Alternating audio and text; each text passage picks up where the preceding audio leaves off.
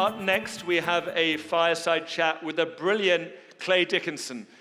Clay is the teaching professor at the Hollo School of Real Estate, and he's going to be our moderator. Professor Dickinson is a relatively new full-time member at the FIU faculty. He's teaching real estate courses at both the Chaplin School of Hospitality and the Hollo School of Real Estate. He spent almost 4 decades wiring in the real estate and the hospitality industries before dedicating himself full-time to bringing in up the next generation of industry leaders. His speakers for today are 2 women trailblazers who will share their insights on luxury, branded, and commercial real estate ventures. We live in a world of growing luxury. South Florida is on the forefront of this. Professor, please come up on stage. Take it away. All yours. Thank you very much, David. Thank you. Thanks for coming out, yeah. All right, how is everybody doing? Hopefully they're doing well. I noticed when David was asking, you ready to get back? It sounded a little bit like some post-lunch lull, everyone's in a little bit of a food coma. So I got to get that enthusiasm coming back a little bit. But anyway, I think if anyone could do it, it's these 2 ladies that we have here on stage today. As David mentioned, I'm Clay Dickinson. I am a relatively new professor at FIU. But I spent about 40 years in the decade, and I have never really come across 2 more impressive and accomplished women than the 2 women that are on stage with me today.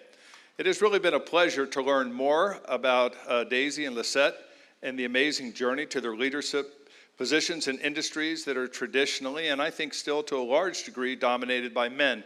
The previous panel had mentioned that a little bit.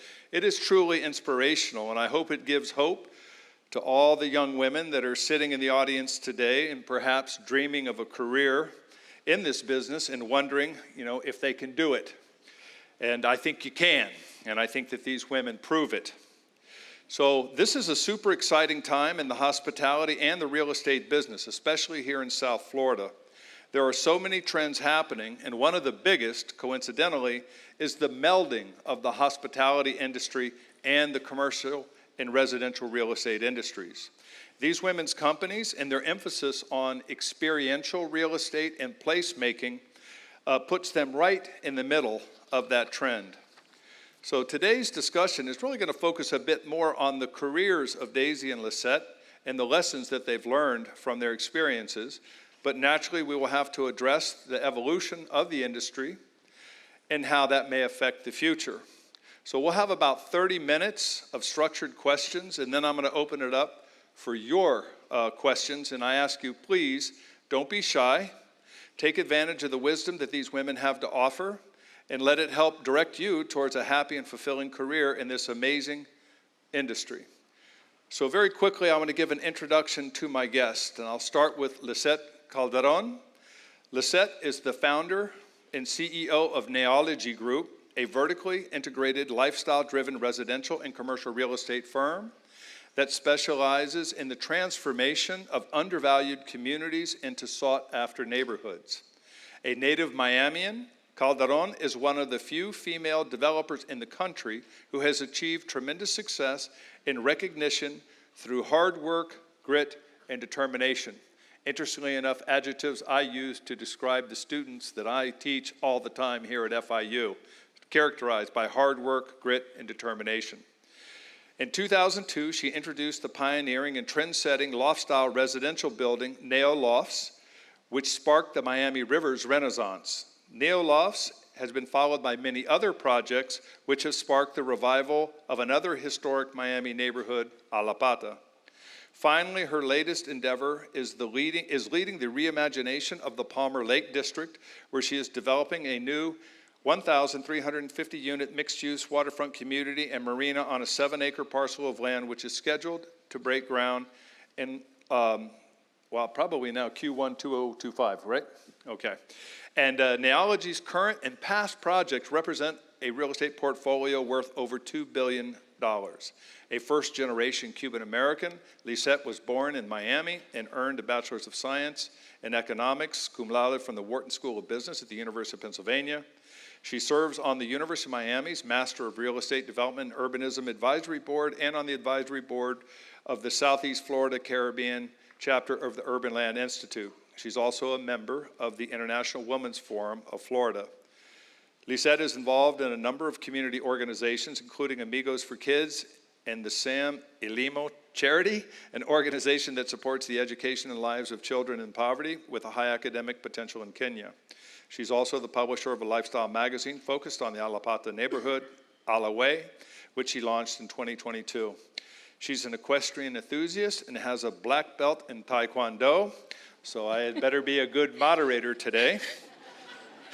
And she and her husband live in Coral Gables with their 3 daughters and their 3 dogs. And Dayssi Olarte de Kanavos is the co-founder, president, and COO of Flag Luxury Group based in New York City. Flag Luxury is a real estate development company with a primary focus on luxury hotels, boutique hotels, branded residential, and retail development. Among others, some of Flag Luxury's more notable projects include the Ritz-Carlton Hotel and Residences in Coconut Grove, the Ritz-Carlton Bal Harbor, the Ritz-Carlton Hotel and the Ritz-Carlton Residences project in South Beach, the Ritz-Carlton Nomad in New York City, an Intercontinental Hotel and the Wyndham Orlando Resort in Orlando, Florida, Icon Orlando, and Harmon Quarter Hawaiian Marketplace and Project 63 in Las Vegas, Nevada. Dayssi engages in all aspects of the firm's real estate initiatives, which include site selection, finance and acquisitions, branding, management contracts, architectural and interior design, hotel programming, zoning, construction, and asset management.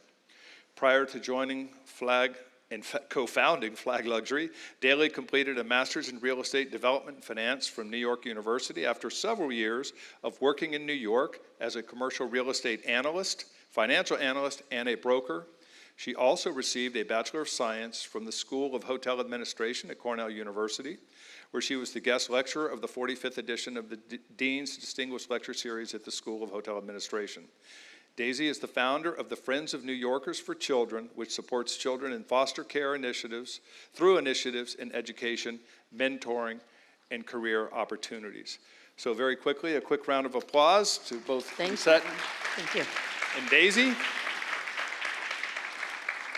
And welcome to both of you. Thank you. And so we'll jump into it and start right at the very beginning. And so could both of you please tell us a little bit about your early life and what initially drew you to the real estate and/or hospitality industry, particularly regarding that which drew you to real estate development. So we'll start with you, Lissette.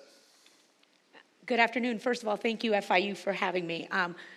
I grew up on 107th and 16th, and so to see the evolution of FIU is incredible. So congratulations, and congratulations on this incredible conference. With that said, my childhood, born and raised in Miami. I'm not going to repeat much of what Dr. Dickinson said. Thank you so much for that. Born and raised here, and I grew up with a childhood passion for real estate. I used to go with my dad to see construction sites when I was little, and that's some of the earliest memories I have of him. Unfortunately, life had a different plan for us, although we spoke always about creating a company together, and he passed away when I was in high school. Went on to Wharton and had the opportunity to live in a loft, had the opportunity to live in New York City, and really when I came back home a few years after working in New York City, I realized that there was this incredible need for the type of living that I was creating. So it was really about solving a problem within the community. It was an opportunity that I saw. Here I was, a Ivy League educated, college educated, with a good job, a dog, and there was nowhere for me to live. And that's really what started the spark of Neolofts, and that was really what created it, was me looking to solve a problem that I myself and my friends were facing. Fantastic. How about you, Dayssi? Well, thank you also for inviting me here to this conference. My sister's a graduate from FIU, and she started her career here, and she's always been a mentor and an important person to me, so I'm thrilled to be here, and I know she would be here if she could, but she's watching from New York. I started my career in hospitality basically following in my sister's footsteps because she came to the hotel school here at FIU. And I wasn't sure if I wanted to major in anthropology or if it was hospitality. And so my college applications just went far and wide. And I did not get into my school of choice for anthropology, so I went to Cornell University Hotel School. And that's how I ended up there, and I'm not an anthropologist today. But I learned within my first 2 years at Cornell that I really did not enjoy operations, and that that was not a track that I was going to do. Luckily, it is an undergraduate business school, so I figured, I'll have to, figure this out. It'll be business, but I don't know what. And we have this distinguished lecture series that always has a cute moniker according to whoever the dean was at the time. And our dean was called Clark, and it was called Cookies with Clark, and it was on Fridays. And basically, they brought in a titan of industry to talk to us every Friday, and if you had 100% attention, you got an A. So everybody showed up to this class, and we filled up the auditorium, and afterwards we would have cookies and, network with each other. And basically, there was one developer that started showing pictures of land, that he had seen, and then the buildings that he built afterwards, and the way he decided to build his hotel projects, which were mostly Hyatt hotels at the time, I remember. And that was it. He just got me hook, line, and sinker, and that's when I realized that I wanted to build hotels and have some of my colleagues manage them instead. Okay, so we had touched on, those sound like some both experiences and pivotal moments in your career. In the previous panel, they talked about the importance of mentors or relationships. And I just wonder if, Dayssi, we'll stick with you. Are there any particular relationships and or mentors that you had growing up that were instrumental in, if not setting you on this path, keeping you and helping you succeed in this path? Yeah, my role model was my older sister, Norma Becker, who is also on the board of FIU as well. And so she was somebody that was always so hardworking and so diligent, so persevering, so responsible, so organized. And she just always seemed to know what she wanted to do. And she does have a successful career in hospitality. And she actually, while she was here at FIU, she also had the graveyard shift at Fontainebleau, and basically she worked from 11 o'clock at night until 7 in the morning. And just to see her perseverance and her hard work was something that I always admired and I always wanted to emulate. And no matter what changes happened in my career and through all of my ups and downs, she's always been somebody that I look for and support, and she's my biggest cheerleader. And she has her own hospitality company, and I work with her on almost every project that I can because she's really brilliant at what she does. She does asset management, and she also does pre-opening and, is like an owner's rep for a lot of hotel developers. And honestly, I couldn't do half of what I do without her. So she's my number one. Well, I'm going to get the opportunity to meet her on Monday, and Yes. so I'm going to be sure to let her know how much her sister appreciates her in her life if she doesn't know that already. Lissette, before embarking on your real estate career, you mentioned that you were an investment banker on Wall Street in New York City, and I was curious as to how that high-paced, sort of hard-charging analytical environment shaped you in your career today. I did, and I grew up, I was always the math nerd. And so I love numbers, since I can remember. And when you're really good at numbers and you go to a business school and you're really good at finance and you're the finance TA, the automatic progression is you go on to Wall Street and you become some kind of banker. And that's what I did because that was what I was supposed to do. Although I did have a concentration in real estate because that was really where my passion was. But the advice of everybody was, go out there and do what you're really good at, and that's what people with numbers do. So I went to Wall Street, and I was a very good banker. I understood numbers better than anybody else. I could spread numbers. I can probably still model numbers as good as anybody else, if not better. In terms of, other than one guy in our office, he's amazing. But you hear that, students? Yeah, there's one young guy that's really, really good. And so, it was modeling and it was highly analytical. And about almost 2 years into it, my mom flew up one day and was like, And anybody here that has a Hispanic mom knows that they have no filter. And she looks at me and is like, oh my God, what's wrong with you? You look terrible. And I did. I was miserable and I was, I looked horrible. And it wasn't me. And I realized at that moment that I could be good at anything, but I could only be great at what I was truly passionate about. So I turned in my resignation on Monday. I came back to Miami. And I started putting calls, and it was just to random people. Someone that I sat next to at a dinner, someone, I want to go into real estate development. I want to go into real estate development. Who do you know that I can go into real estate? And someone that I knew on a friendly basis said, well, why don't you try to be a real estate banker, because women can never be a real estate developer. And that was my goal, to be a real estate developer. And so it took someone telling me no, that I couldn't do it, to go ahead and do it. And I went on to work for George Perez at the Related Group. I was the first woman he ever hired as a developer. I ultimately ended up being president at Related. But he was an incredible mentor to me and continues to be a great source of inspiration and friend. And about when I was, 27, 28, I realized that here I was with a great job, with a great education. And like I said, there was nowhere for me to live. And that is where kind of Neolofts was born. And that is how I get into real estate development, because I really was looking for a solution for a problem that I myself was having, that there was nowhere in the downtown, in an urban core, that was cool and affordable, and that afforded the lifestyle that I wanted at a price point. And that was really kind of the onset of our business. Excellent. We'll get back to some of your projects. Daisy, you too spent some of your early career as a financial analyst and as a real estate broker.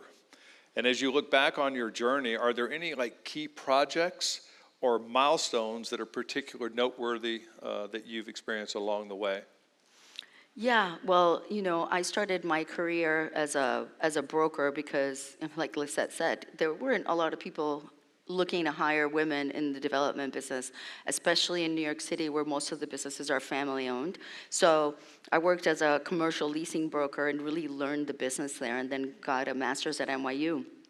So at NYU, getting my master's in real estate development, my senior thesis was, I was supposed to pick a city of the future cities of tomorrow in America. Pick one and say why.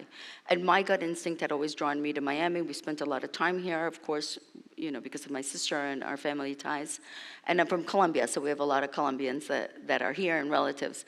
And my thesis was on Miami, and I thought Miami was the city of tomorrow. And I laid out what Miami was going to be like in the next 20 years. So when I graduated from my real estate program, I was looking to partner with some friends, male friends, because it's not easy to get money when you're, in the 1980s as a woman. It was very, very difficult. People were not lending you money for real estate. Women had just been able to get their own credit cards maybe 10 years before. And 10 years before that, to get a small business loan, if you can imagine it, how hard that was way back when. But so my husband was also a real estate developer, and he was getting out of his family business because they were all shutting down. His brothers were going different places. And he said to me, I just don't think you need to partner with other people. We need to partner together. And what are we going to do? And that's when we set out to create Flag Luxury and look for hospitality projects, and we wanted to focus in Miami. And I would say the most pivotal thing that happened with us and that really launched our firm was that we were able to secure the exclusive rights to develop Ritz-Carlton in Dade County. And this was in the 90s, just when we had started, and we were kind of like making calls, just calling people and trying to find out, what's going on, what's needed here, what properties are for sale, and networking and doing all that. But getting and securing that Ritz-Carlton agreement was key, because we controlled the market for Ritz-Carlton. So almost literally any Ritz-Carlton that here, even though we didn't build all of them, we had to give our rights, and obviously we were financially compensated as well. And our very first project here was the Ritz-Carlton Coconut Grove, which was 115 rooms and 300,000 square feet of branded real estate residences, which were still kind of new to do that. It was probably the second Ritz-Carlton that had branded residences. And I would say, being able to open that project when we did in 2002 was pivotal. I mean, that was huge, and that really just launched the rest of our trajectory. Okay, I have, my next question to you was some of the challenges, but it sounds like some of the challenges you talked about was the difficulty being a woman starting out, getting finance, and then, and how that shaped your decisions was working with your husband, said, let's do this ourselves, let's form a partnership and let's move ahead. So that was very, very consequential in the direction of your career going forward. Lissette, Miami's real estate industry, and especially where and what to develop, has changed a lot over the past 4 decades. And Neology is known for being ahead of the curve in spotting trends in hot markets and products. In your opinion, what have been the most transformative shifts in Miami's market, and how have you adopted in order to stay successful? I would say, and many of you are probably younger than this, but Miami up until maybe 25, 30 years ago, Miami was a seasonal city. We had the snowbirds that came in and the snowbirds that left, and then from April through November, it was basically dead. It was our lull season. The shift that you have seen recently is that we are now a 12-month, year-round city. Everybody wants to be here, every big corporation, when you have, the Bezoses of the world moving here and so forth that could choose anywhere in the world to live, it tells you that Miami has arrived, and we really have transitioned from this seasonal city to what I say is one of the greatest cities in the world. We are now on par with the big names that you all know. So to really see that growth of Miami in the last 40 years and really kind of see that, what was a moment into a movement. And of course, it was all accelerated by the 2020 pandemic and everybody, all the flight capital that came. I mean, we've always been a haven for flight capital. Historically, it had been Latin America that would come here. Really, in the post-pandemic world, it was a flight capital from the Northeast, even some from the West Coast. A lot to do with kind of tax situations and so forth, and the climate that we had here. So to really see that, we started about 20, I'm gonna really date myself, and I swear I started real estate development when I was like 5. But I wanna say it was 22 years ago, I saw this incredible opportunity on the Miami River. Having traveled around the world and seen all the opportunities, I felt that the Miami River really was a neglected waterfront, that everybody thought of the bay as the water, and really there was this paradigm shift that if we focused our attention on the river, that would become the next frontier of waterfront. And today when I see Baccarat going up on, along the river, and I see everything that's going on, and anybody that's been to Casa Neos and everything that happened with the wharf, it's incredible that what we said 20 years ago, that the river would become a place that people wanted to live, work, and really play, to see that come true is a dream come true. Back in 2017, saw another opportunity that we said, what else is going on in Miami as we think about these shifts, and people are commuting an hour, and unfortunately, much of our streets and expressways and so forth haven't kept up with the growth in population that we have here in South Florida. We said, what is an authentic neighborhood within the core that's close? And when I looked at the map, 35,000 feet up in the air, and I looked, what's the belly button of Florida that has, of Miami that has opportunity, it really was Alapata. And it was an area, we always go as a company, we only go to where we're wanted. We say that we go into communities that we go where we're wanted, and Alapata really embraced us. And since then, we've become, probably the largest developer there. We just opened up a building and are opening up another building in Alapata. And it made sense for a myriad of reasons, transit, and I can go into greater detail, at another time about that, but whether it was, transit and employment and everything that was happening around. And now more recently, really excited about our next project that we're gonna break ground on. That's Riverbend at Palmer Lake. It's this unknown, it's kind of the western frontier of the Miami River, so I'm back where it all started. And we're building on a 7-acre site, just catty corner to the new Miami Freedom Park and the soccer stadium, and where City of Miami is putting their new offices, 1,350 apartments there with retail component and so forth. And of course, that's very synergistic with everything that's going on at Miami Freedom Park with, their 900,000 square feet of office and all the entertainment that they're putting in retail. So it's really exciting to see kind of these neighborhoods, but really you have to take a macro approach and kind of hone in, and then just, kind of go in and create the critical mass to make a difference. Yeah, it's funny for the folks in the room that are a bit on the younger side, they can't imagine Miami not being the dynamic place that it is. And, having lived here from the early 80s up through the early 90s and at the earlier part of my career, now as a partner at KPMG, one of our biggest challenges was to attract talent to move to Miami. Yeah. Nobody wanted to come here. If we told them Atlanta, Seattle, oh yeah, they'd sign up in a heartbeat, but we couldn't get people to come to Miami. And the previous panel had mentioned how they kind of roll up the sidewalks at 5 o'clock. I remember working in One Biscayne Tower downtown. You know, it was kind of scary walking, if you did a late night, to walk from there to, you know, to go to your car and whatnot. And the Miami River was just a bunch of rusty freighters from various Caribbean countries. It's amazing to see how it has changed. But these transformative shifts, Daisy, moving over to you, is it only in South Florida, or are you seeing this as kind of a national thing? I know that you've recently opened this new project, the Ritz-Carlton Nomad in New York City, and perhaps that's reflective of some of these transformative shifts and how you guys are pushing them and adapting to them? I mean, I think that there are always these neighborhoods that get neglected over time, and there's always an ebb and flow in the geography of all of these cities, right? So, for example, when we set out to find the perfect Ritz-Carlton on the ocean, we thought Lincoln Road was the intersection, right? The 50-yard line. But at the time, it was really, you know, full of crack houses. You know, it was not an amazing place to be. Only the Delano was the hotel there, and I think the Lowe's was just starting to get built, and people thought we were crazy to go there to, you know, terrible South Beach to build.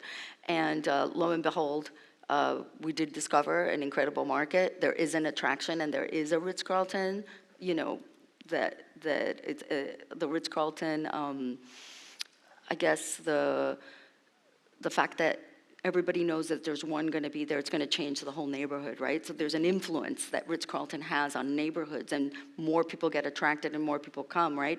And when you know and you understand how neighborhoods are growing, and you can get an idea of what the direction is that they're growing, there are so many opportunities in these new places to discover. So in a way, that was sort of a new discovered neighborhood. In New York City, what we did was, you know, all of the luxury hotels are, you know, north or on the furthest south in the financial district. And there's really nothing in Manhattan that's in between.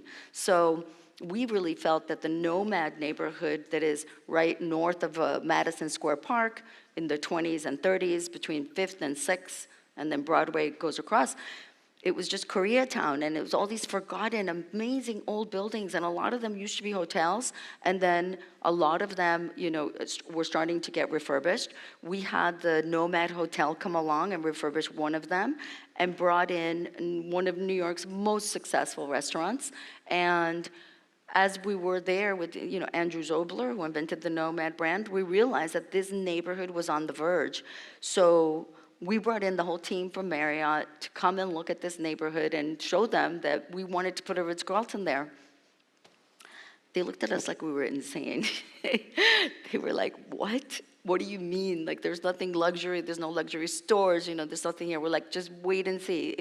If the Nomad Hotel can do what it's doing and be a pioneer in this neighborhood, this is only going to get better and better, because the young people in New York don't want to live uptown and don't spend time uptown. So the move for everything is south. All the expensive real estate is south. I mean, you can buy something on the Upper East Side and consider it a bargain right now. It's much cheaper than the West Village or than Soho. It's kind of out of control. And you have kids that have more expensive homes than their parents uptown. But this wave is continuing, and we see that strength. So we thought 28th Street, being the new epicenter of Manhattan right now, and we decided to build the next generation Ritz-Carlton. And what that means is that we're building a Ritz-Carlton really geared towards the younger customers, because Ritz-Carlton is finding that in their demographics, their customers are getting younger. And so people are getting, you know, wealthier and wanting to spend money at their hotels at a younger age than they used to, say, 20 years ago.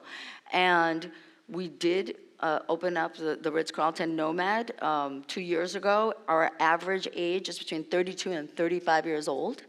And we also get in a lot of the sports teams from, you know, Madison Square. And a lot of the parents that are visiting New York to see their kids, and they don't want to schlep all the way from 57th Street, to the West Village to see their kids. So they stay kind of in between, and everything is a walking, is from a walking distance. You hardly really have to take an Uber anywhere. And the neighborhood is changing now. We have the Virgin Hotel, we had the Fifth Avenue Hotel open, and there's more and more beautiful luxury condominiums dotted all around that neighborhood, and great office buildings too. So, I think that there is a possibility in markets that you think are saturated, but if you really find the great neighborhoods, you can really make a big difference. And, it's good to be, the big fish in the little pond, so to speak. Keeping with you, that you were early to spot this emphasis on branded residential product, and last night we were having some interesting conversations, at least it was interesting for me, about experiential real estate, like especially in the retail sector and things like that. So what do you see coming down the pike in the future in terms of trends? And if you could opine on that, and then Dayssi, if you could just follow up, I'd like to know, what do you see coming down the pike in terms of future trends in real estate? So. Yeah, people want to invest more of their money on experiences, right? So we've seen, how these restaurants are trying to outdo each other, and now there's so many clubs, and people are willing to spend a lot of money on all the private clubs and get these, unique experiences. Now we have these great private clubs that are, arts clubs, so that you get access. Everybody wants access to special things. So in hospitality and in luxury real estate, a big part of what we're selling isn't just the bricks and mortar and the spectacular kitchens and the marble and the stone, but we're also selling an experience for the people that are going to live there, for the people that are going to come and visit our hotels. And I think that the changes that are coming are, the types of experiences. People want more wellness in the hotels. They also want things that are more environmentally friendly. People don't want chemicals and everything that they're close to, and trying to do away with all of this. But one of the other sides of the real estate business that we're in, which is retail, and we call it experiential retail, and that's what we were talking about yesterday. So we don't really do any traditional shopping malls where you're going to buy clothes.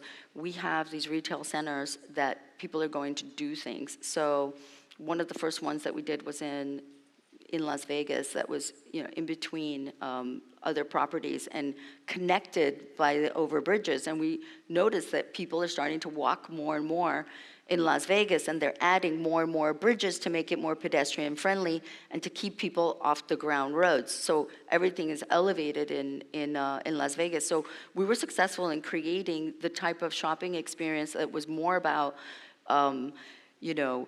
doing a virtual reality game, or going to a restaurant like Sugar Factory, or these type of experiences that everybody wanted, and the smoky cocktails and sort of the fun Instagrammable things. And then right across the street, we built another center that is in between, like the Aria and the Cosmopolitan, and right next to Crystal Shops. And that's all experiential too. So we have a museum called Olarte Museum, similar to Super Blue, and that's where people are going to do things. That brings a lot of traffic. We have Ocean Prime Restaurant, where in December we're opening up a Jason Aldean, music festival, really fun restaurant like the ones they have on Broadway in Nashville. And these types of places just are much more interesting for people. They did way better during COVID. And the one particularly that we're really proud of is right here in Orlando.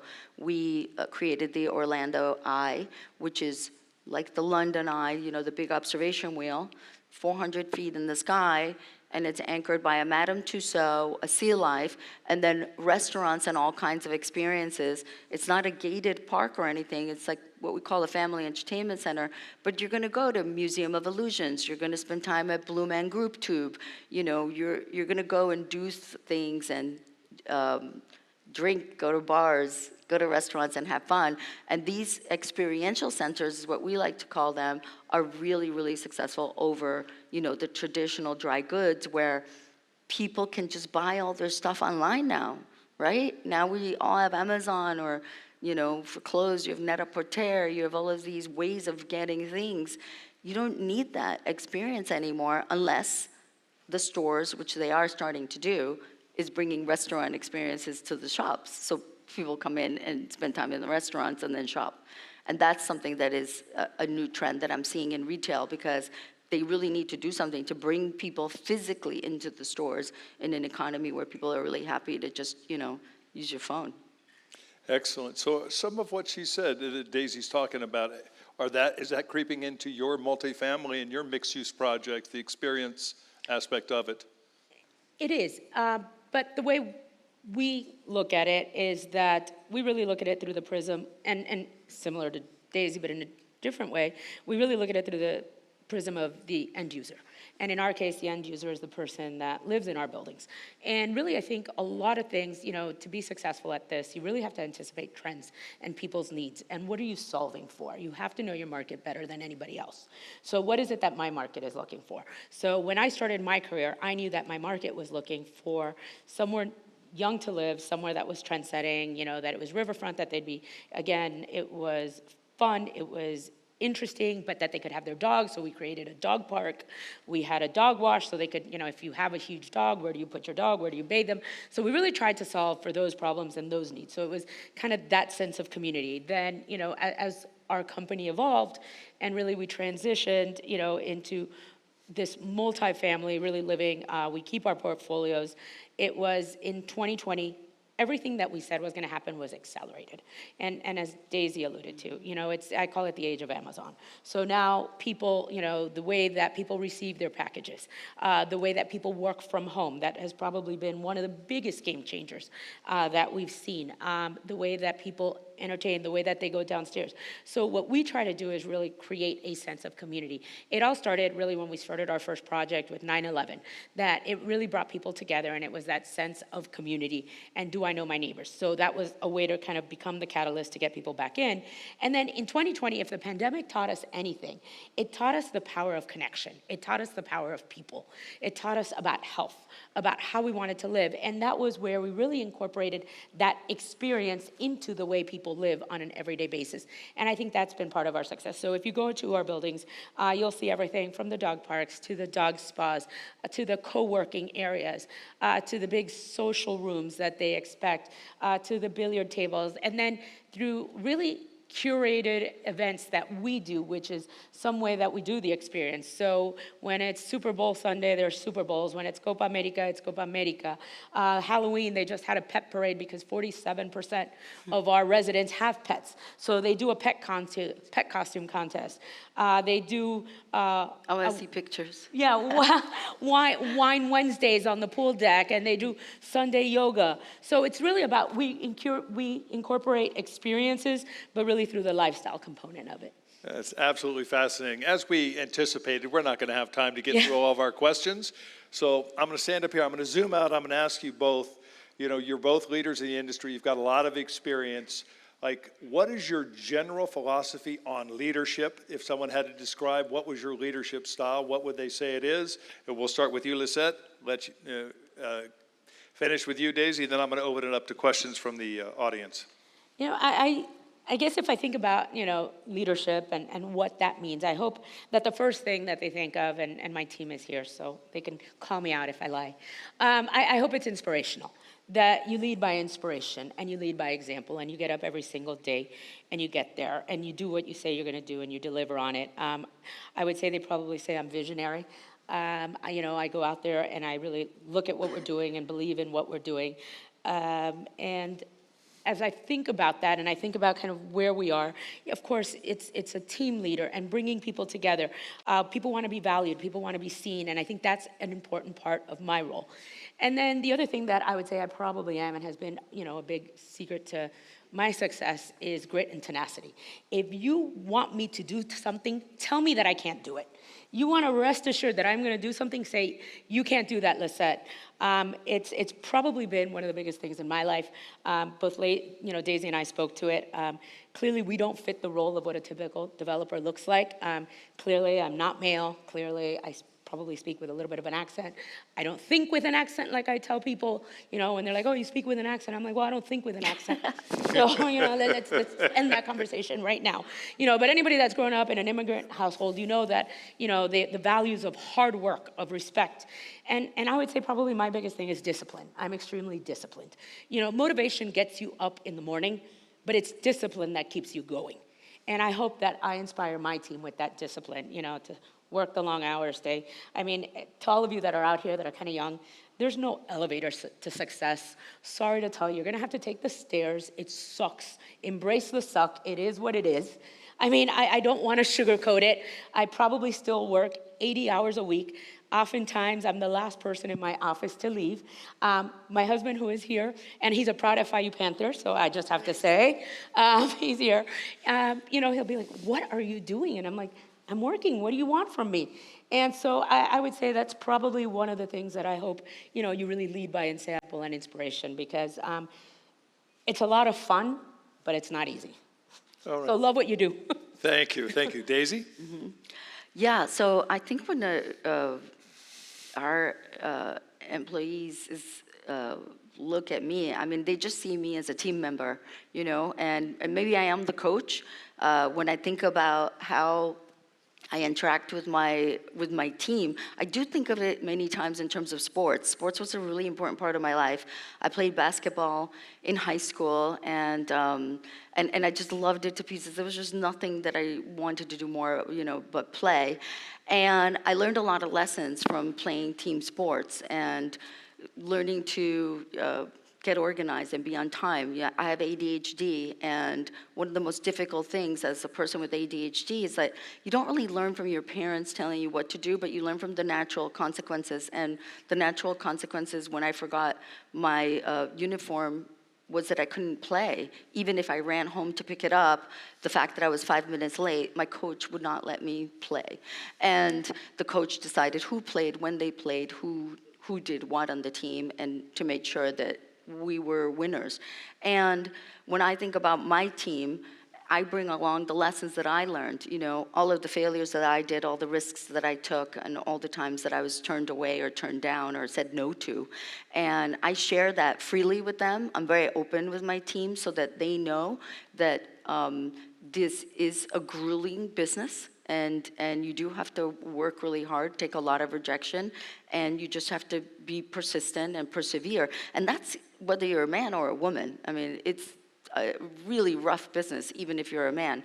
And I approach my team when I look at them, and some people are going to pass the ball, some people are fetching the water, some people are taking care of the uniforms, some people are scoring, and sometimes it changes, but I'm coaching them all along to play their position the best they can, and I like to coach up.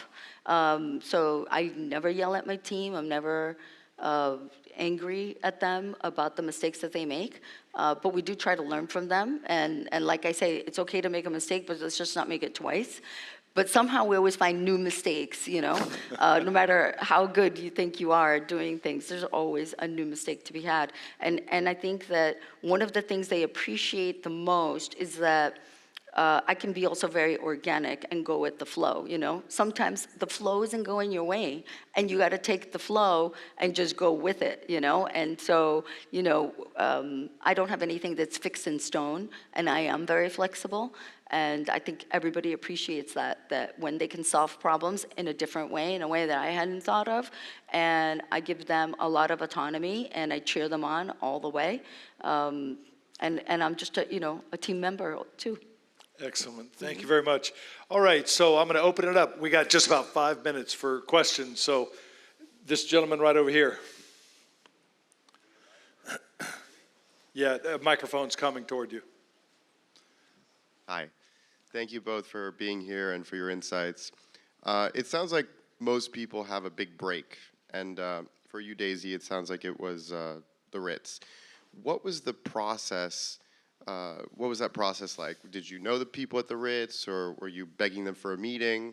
I know you mentioned rejection, right? And when did you realize that that was your big break? And same question for Lissette. Yeah, so when we moved into our little office in New York, we still had Rolodexes at the time. And I don't know if you guys know what those are, but these cards, like all the business cards on the roller thing or whatever. And we literally were just sitting there calling people, very much like Lissette said, this is what we want to do, et cetera, et cetera. And fortunately, my husband did have a contact at Marriott because his father actually built some of the first Holiday Inn hotels in the country and some of the first Marriotts. And, old man Marriott was actually their first general manager. So he knew them. And throughout, one of the calls, they heard that he wanted to develop hotels again, even though the family had gotten totally out of the hospitality business. And my husband said he would never build a hotel. But that was a requirement if he wanted to be my partner, because I only wanted to build hotels, right? So we built hotels. And through one of those calls, they said, you know what, let's meet. Let's talk about what you want to do, how you want to do it, how you're financing it, what market are you looking at, because we're looking to expand this new brand, and they had just recently purchased the Ritz-Carlton brand, and basically, through contacting people from the olden days, and that's how we got it. So networking, staying in touch with people, it really counts. You never know when someone is going to come back and, do you a solid and give you a meeting. In my case, it was a little bit probably more fluid in terms of the big break. It was, I moved down here and I, worked at Related and then went off on my own. And I knew that I wanted to create this, I had this vision of what I wanted to do. What I didn't realize at the time, 28 and naive, is that I didn't have George Perez's balance sheet to back me up. In Miami, and this is something I was saying, it may sound controversial, that, for me at least, and to this day I still am. I still live in the same house that I had, because that's just kind of who I am, never really changed. So I lived with mom until basically I had to basically get married and go out. So I kept my costs at a minimum. And what that allowed me to do was to really go out there and invest in my business, in my vision. And it was through contacts. I knew I put, with the bonus money that I got at Related, I used every single dime of that to put that on my first deal. So I tied up the land, and I tied it up, subject to building permits. I knew that bought me all the time in the world that I could get. And then it was just go knock on doors. And all I knew is I needed one person to say yes and one bank to say yes. And back then, the Miami River was insanity. They're like, are you crazy? You want to build where? And everybody told me I was crazy. And I knew I just needed one person to believe in me. And that person today, he is now a banker at Synovus, so we bank with him still. And he said, yes, I believe in your vision. And how did that come around? It was because while I was at Related, he was a banker on my deal. And he said that I always worked harder than anybody else. I answered his calls faster than anybody, that my draws were perfect, that, whenever he had to go to the job site, I met him on Saturdays if he had somebody. And kind of that reputation preceded me. So when I started picking up the phone, people were like, look, I don't know you. And in my case, my equity came through one of my professors in college. And he said, hold on, I can't help you, but I know someone that can.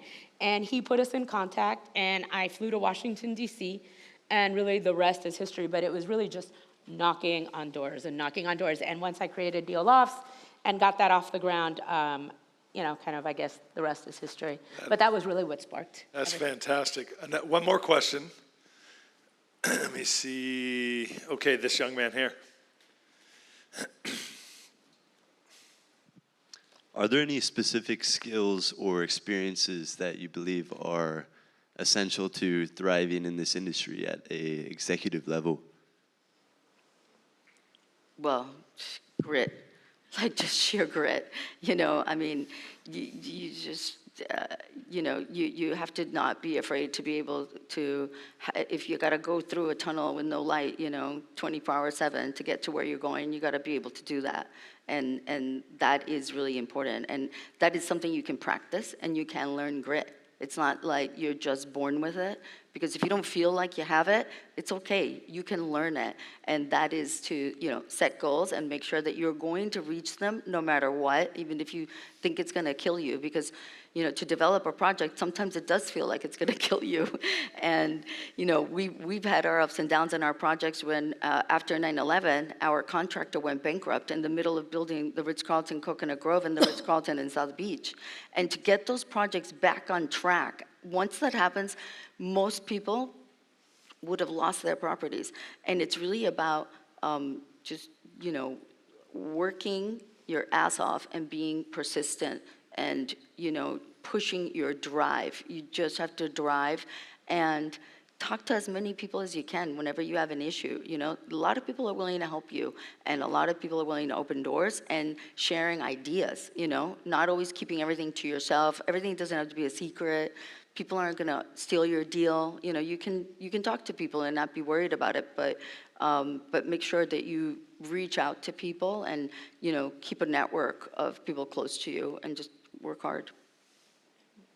I would say, I think at the executive level, I agree with, you know, everything Daisy. I mean, of course, the first thing is grit and tenacity. You need to have grit and tenacity, or you're just not going to get to the other side, because it is a hard business. It is a fun business, but it is a hard business. One of the other things that I think usually is, you know, something that I attribute to is you just need to surround yourself by the very best. You know, in my case, I would say I have the very best team in the world. And they, you know, I will put up my team against any team out there. And I'm like, you know, my team is incredible. I mean, they are passionate, they're smart, they are therapists to one another. They are family. We work really long hours together. And it's incredible because you're only as strong as your weakest link. And that's something that as a leader and at the executive level, you need to make sure that you have the right people doing the right thing. Sometimes you have the right person, but they're doing the wrong, you know, kind of job. And it's not that they're terrible, it's just they're not doing the right thing. So I always go back to that. The other thing is you better multitask. I think every single successful person, you know, kind of at the development level that you meet has some form of ADHD. In my time, it wasn't diagnosed. My mom just used to hit me on the head. But, you know, there is probably just a certain level of ADHD. And I tell everybody, I have 10 tabs open at my mind, you know, in my head at any given time. I don't sit at a desk. I just, you know, kind of move around the office, and, you know, I have a phone in my ear, and that's how I talk to people. And it's the ability to multitask, the ability to have grit, tenacity, and then live below your means, you know, because you're going to have ebbs and flows. And if you're going to be at the forefront of this, as an owner, and again, I always say this, and this applies to any business, you're the last one to get paid. Yes, you know, sometimes the rewards are great, but so are the risks, and you are the last one, so you have to be prepared for that, and I always tell everybody. And ultimately, the world is a really small place. Be a person of character. Be a person of integrity. People only want to do business with people they like, and people that they trust, and people that they value. And I always say this, and it may not be popular, but be careful on the toes that you step on today, as they may be connected to the ass you may have to kiss tomorrow. And Exactly right. I like that one. That's a great quote. That is You know? exactly right. just be kind, be nice. And I You agree. don't know the phone call that you're going to make, and that's the person that's going to open the world, you know, the doors. And the world is small in the age of social media and the age of internet. You know, just really think about who you are as a person and as a character, and eventually things will happen. You know, the cream eventually rises to the top.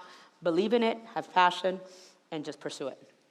Lissette, Daisy, was this not remarkable? Lissette. Thank you very much. Thank you.